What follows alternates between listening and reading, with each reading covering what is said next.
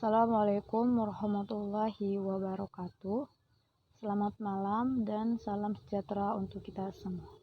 Sebelumnya, perkenalkan nama saya Asvina Intan Mariana, NIM 1703030196, kelas C, semester 9, regular pagi, jurusan Sosiologi, Fakultas Ilmu Sosial dan Ilmu Politik. Baik, di sini saya akan mereview buku ketiga dengan judul Warisan Pembangkang oleh Samizdat mengenai aktivisme media sosial budaya cetak tanpa izin di negara Polandia pada tahun 1976 sampai dengan tahun 1990. Di sini saya akan mempresentasikan tugas ketiga dengan mata kuliah perubahan sosial dan budaya. Baik, kita akan langsung masuk pada bagian isi. Bagian isi yang pertama mengenai imajinasi dan praktik media sosial oleh Samizdat. Istilah media sosial sama dengan internet. Sebagian besar definisinya berfokus pada komunikasi yang dikemungkinkan oleh layanan web.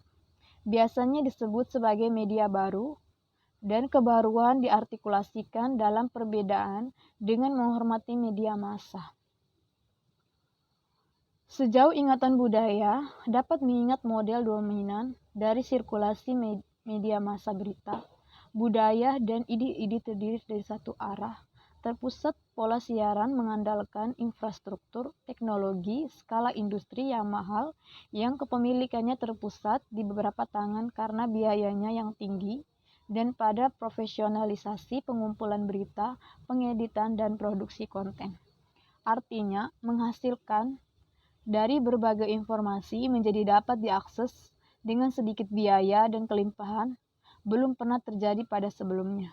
Dalam hal pengendalian arus informasi, pengguna dan secara virtual menggantikan jurnalis dan editor dengan keterampilan dan etika profesional, dan ruang publik keduanya diperluas untuk mencakup pandangan dan pendapat yang sampai sekarang belum pernah terdengar dan terfragmentasi menjadi segudang gelembung filter. Yang berikut ada sejarah media sosial.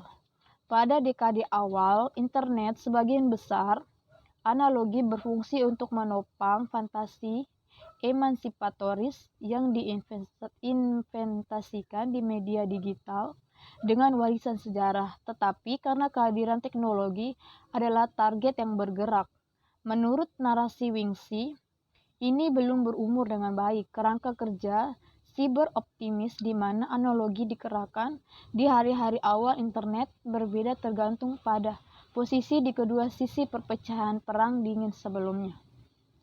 Analogi antara media sosial, digital, dan menurut Samizdat berlimpah dalam keilmuan ruang publik dan bahkan wawancara kebijakan luar negeri. Istilah dasar kemiripan pada yang menarik ini agak jelas arus komunikasi horizontal yang terdesentralisasi dan berjejaringan yang ditopang oleh non-profesional. Ekonomi, berbagai etos budaya alternatif dibangun di sekitar praktik penerbitan sendiri dan peran media sosial sebagai infrastruktur untuk aktivisme pembangkang. Pengadopsi awalnya yang membentuk komunitas keduanya elit dan marginal, yang menyerupai komunitas pembangkang, mengartikulasikan agenda melarikan diri dari monopoli media pasca komunis yang korup secara politik dan ekonomi untuk membangun ruang kreativitas yang tidak terikat, komunikasi yang tidak terdistorsi, dan bahkan komunitas spiritual. Di bagian Amerika Serikat, di sisi lain, varian teknologi liberal pasca tahun 1989, kemenangan determinisme teknologi, campuran dan asing, perang dingin, Amerika Serikat doktrin kebijakan arus informasi yang bebas. Menurut doktrin, berinvestasi dalam teknologi komunikasi yang bertujuan untuk mematahkan monopoli informasi rezim diktator menghasilkan masyarakat sipil yang lebih terinformasi, yang kebenaran tentang rezim serta nilai-nilai libertarian dan citra kemakmuran Barat memberikan tekanan pada kediktoran menuju perubahan sosial yang damai. Jadi menurut Benjamin B. Fisher, mantan kepala sejarawan Central Intelligence Agency, penting untuk kelangsungan hidup solidaritas bawah tanah dan persnya adalah program rahasia yang dilakukan oleh CIA yang dibawa ke Presiden Reagan untuk melengkapi perlawanan dengan kontemporer termasuk mesin fotokopi, mesin fax, walkie-talkie, pemancar radio, dan sejenisnya. Strategi menggunakan memotong teknologi canggih untuk menghasut pemberontakan politik tampaknya sudah berhasil sempurna di negara Polandia tahun 1980-an, sebelum era internet, Facebook, dan Twitter. Dan dari perspektif ini, penyelundupan fax dan mesin fotokopi untuk membayangkan mungkin tampak setara dengan penyelundupan rudal Stanger ke mujahidin di Afghanistan, baik didukung atau tidak dari luar negeri. Sosial revolusi media dekade pertama milenium tampaknya berbeda dengan revolusi tahun 1989.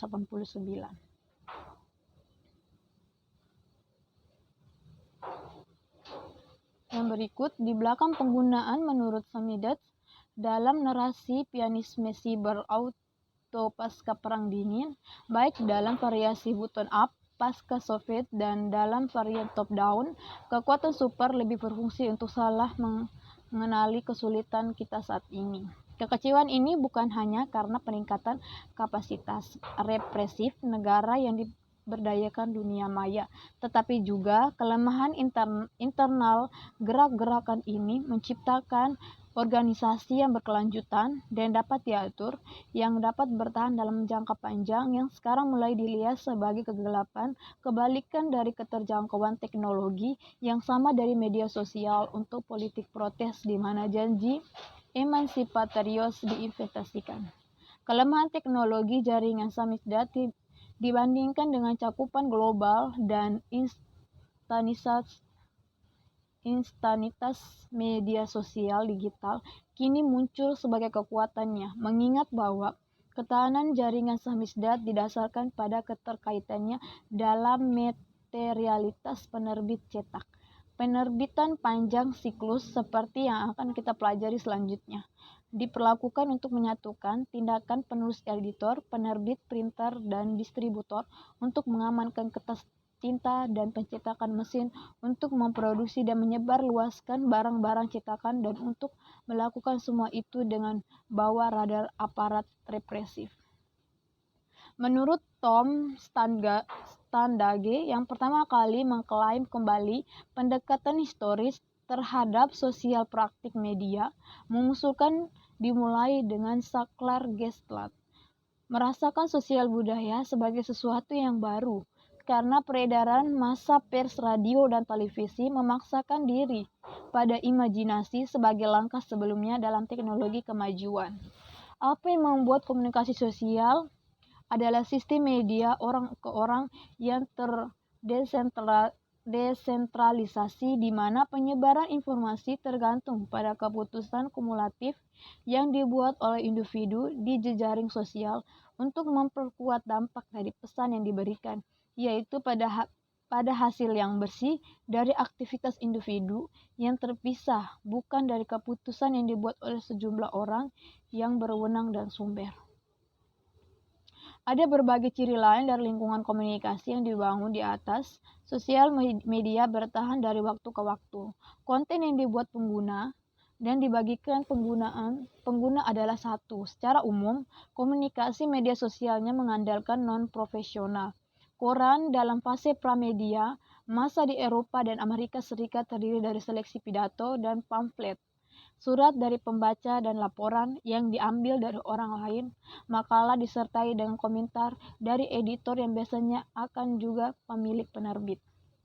Sementara saat kita membaca bersama, buku ini akan mengulangi banyak tema yang dibahas mengenai analogi antara Samizdat dan media sosial digital. Maksud dari bab ini adalah untuk mengkolaborasi ulang pemahaman media sosial Samizdat jauh dari kesulitan saat ini dan untuk memperbesar praktik dan imajiner yang membentuk bab dalam sejarah media yang lebih luas, model komunikasi horizontal yang kontras dengan pola penyiaran media massa, keutamaan berkelanjutan, aliran budaya tanpa izin, atas orisinalitas isinya yang pentingnya mengenai sarana komunikasi.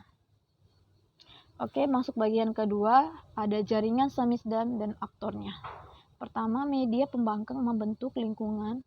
Jaringan sebuah lingkungan sosial yang kompleks, kumpulan yang diperlakukan untuk mempertahankan komunikasi horizontal, bebas dari campur tangan negara berdasarkan sarana yang dapat diakses terdiri dari orang, perangkat, dan makna yang bersama-sama membentuk aliran budaya tanpa izin. Penerbit terbesar memproduksi dan menyebarluaskan baik buku maupun beberapa surat kabar dan jurnal, sementara majalah lainnya cukup mandiri. Hal itu khususnya judul dengan cetakan yang lebih kecil, tetapi beberapa yang paling surat kabar yang beredar, seperti KOS, jaringan distribusi dan tim percetakan, berkembang pesat berkat kebutuhan untuk menerbitkan banyak secara teratur ribuan surat kabar utama, tetapi di pengertian organisasi secara ideologis lebih ekumenis. Sementara beberapa penerbitan mempertahankan aliran ide tanpa izin adalah nilai yang muncul di atas. Sekitar tahun 1986, para editor penerbit bawah tanah memperkirakan bahwa 1.500 sampai dengan 2.000 orang terlibat dalam proses penerbitan. Sejauh ini, mencetak pada saat yang sama adalah yang paling rahasia, paling berbahaya, dan paling bagian dari proses yang tidak layak. Tapi itu juga salah satu dari sedikit pekerjaan yang teratur dan dibayar dengan baik. Penerbit dan surat kabar mempertahankan jaringan kolaborator permanen dan memberi ruang bagi inisiatif yang lebih kecil maupun dalam banyak kasus publikasi yang tidak dimaksudkan untuk memiliki ruang lingkup yang cukup besar dari pabrik, tetapi tempat kerja dan lingkungan, dan sebagian besar mengandalkan ikatan informal untuk memungkinkan printer memproduksi dan distributor untuk menyebarluaskan kertas dan tinta harus diatur standstill, disiapkan untuk duplikasi baik halaman maupun cetak, membutuhkan penyimpanan. Buku-buku harus diikat di suatu tempat dan dipekerjakan editorial yang harus dilakukan.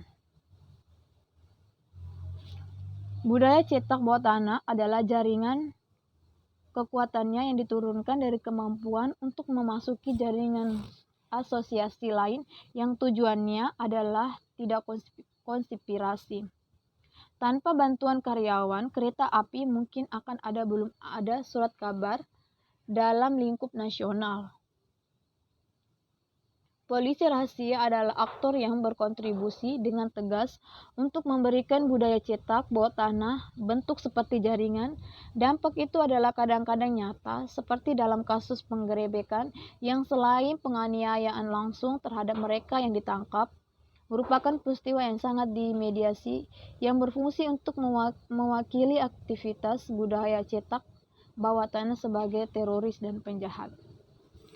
Baik, kita masuk di bagian ketiga, ada dimensi partisipatif. Dalam kasus jaringan Samizdat, pengalian paket tidak mengandalkan otomatis algoritma, tetapi pada efek kumulatif dari keputusan segudang individu. Faktor utamanya adalah energi pemberontak dan para aktivis yang mencari peluang untuk terlibat secara politik. Masing-masing adalah sejenis manajer pada tingkat tertentu dari struktur organisasi, membuat keputusan tentang seberapa banyak upaya untuk dimasukkan ke dalamnya dan menghitung apakah kemungkinan kepuasan sepadan dengan resikonya. Ciri budaya cetak tanpa izin menempatkan tempat di dalam kontinuum historis media sosial. Daripada sabuk transmisi, jurnal bawah tanah adalah jaring mutual ketergantungan pertama-tama karena sirkulasi terbatas yang dapat dilakukan oleh outlet individu mencapai tanpa menimbulkan kecurigaan. publikasi tanpa izin, saling mengendalikan, dan pada pembaca mereka untuk informasi berpergian. 50.000 eksemplar masalah tunggal diperkirakan menjadi batas teknis dan organisasi kapasitas inisiatif penerbitan. Printer tidak hanya mengkoreksi kesalahan ketik, tetapi terkadang mengedit berita atau bahkan menolak untuk mencetak konten yang kontroversial. Jurnal yang mengandalkan jaringan pabrik untuk distribusi harus mengandalkan keengganan para kerja terhadap manifesto politik yang terlepas dari kenyataan, dan distributor akan mengorganisir diri ke dalam asosiasi untuk lobby untuk bentuk tertentu dari bidang komunikasi. Budaya cetak tanpa izin sangat fana. Setelah darurat militer yang hanya 1/5 dari semua judul jurnal bertahan lebih dari 2 tahun sebesar luas adalah fenomena samizdat liar. Buku itu dicetak dari judul yang sudah ada. Biasanya dihasilkan dari akses sesekali ke alat cetak produk, terkadang dengan motif keuntungan, terkadang semangat sesaat yang tidak berkembang menjadi usaha yang berkelanjutan. Menurut saya bahwa membaca teks politik itu sendiri bukanlah hal yang berdasar. Penulis dan editor kemudian mengingatnya bukan tanpa kebanggaan. Surat kabar itu adalah bukti material bahwa dunia tidak sehomogen seperti yang terlihat. Baik, kita masuk di bagian berikut, ada budaya di. Melihat ke belakang, dari era internet, pemikiran tentang aksesibilitas sarana komunikasi tetap pada instan, jangkauan global, dan diduga rendah atau tanpa biaya akses. Yaitu jika Anda mengekstrak data pribadi yang dimonetisasi dari gambar, itu menutupi pengamatan yang lebih mendasar. Apapun dari ruang lingkup kecepatan dan marginalitas, biaya komunikasi horizontal membutuhkan teknologi yang ada.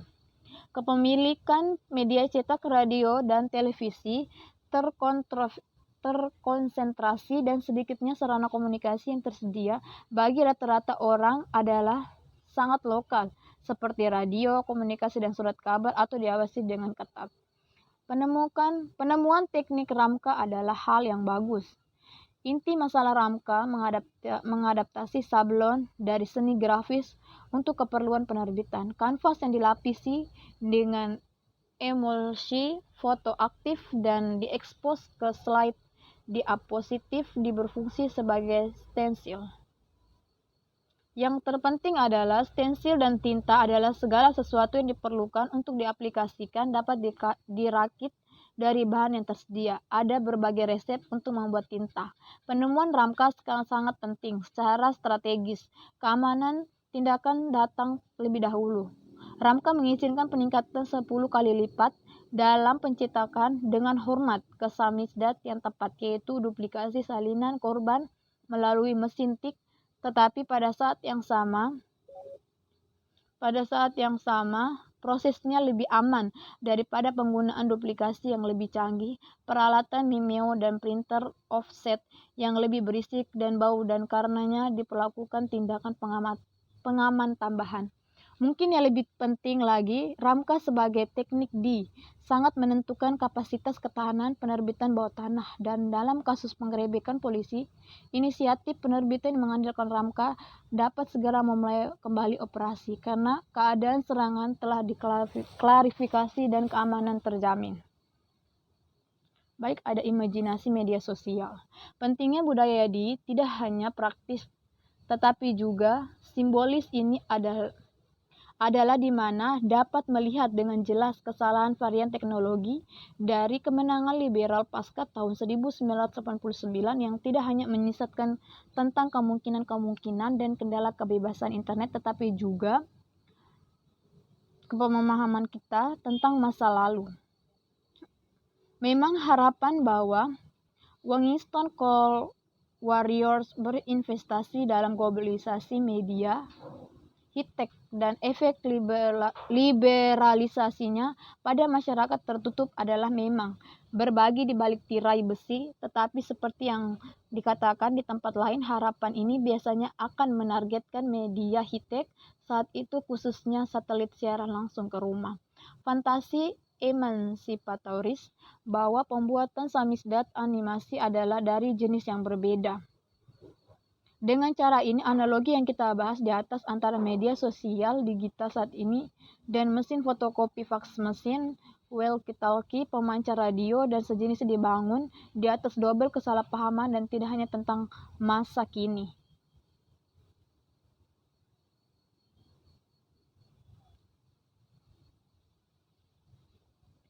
Oke, ini saja yang bisa saya presentasikan mengenai review buku ketiga. Sekian dan terima kasih.